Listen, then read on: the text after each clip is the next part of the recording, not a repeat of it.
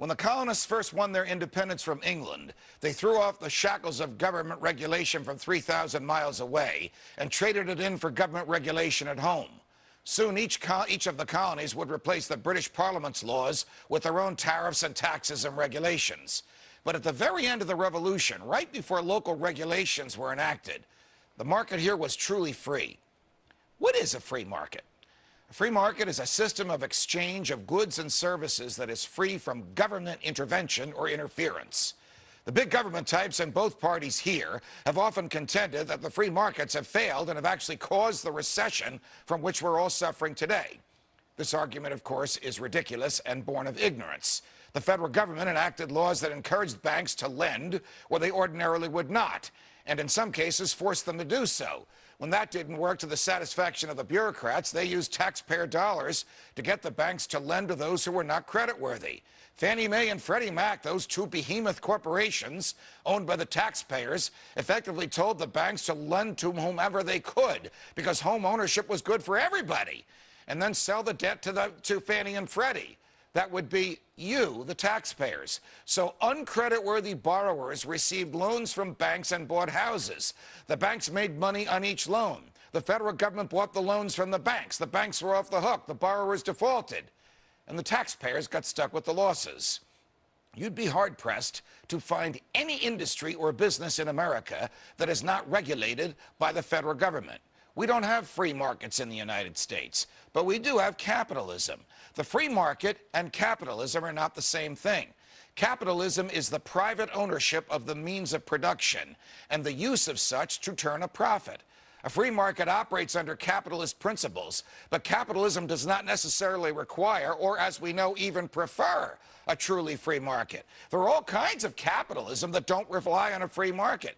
Crony capitalism, also known as corporatism, is a form of capitalism where the government favors certain owners of the means of production over other owners, and certain industries are assisted by the government to the detriment of others.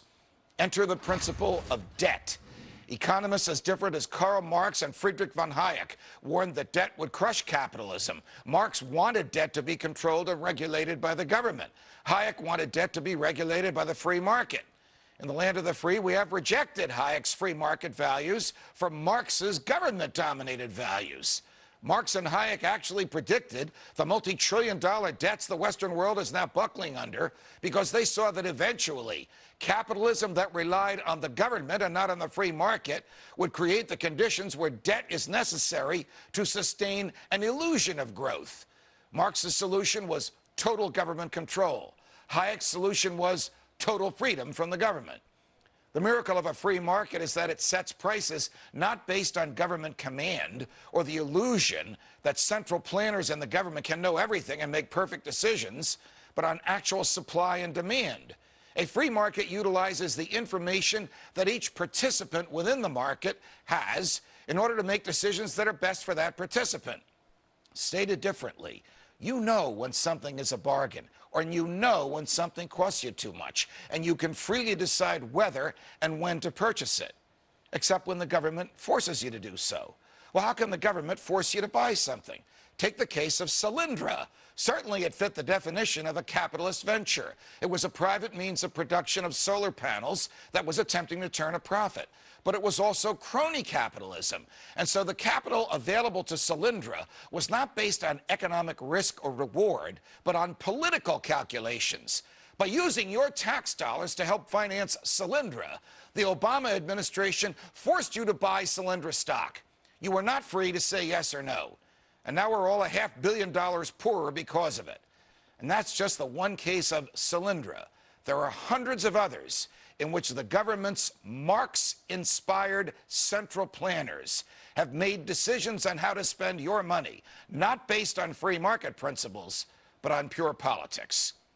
What will save us from this economic catastrophe is a return to free market principles, and almost as importantly, a realization that the economic mess we are in today is not due to the free market, but due, in fact, to the absence of it.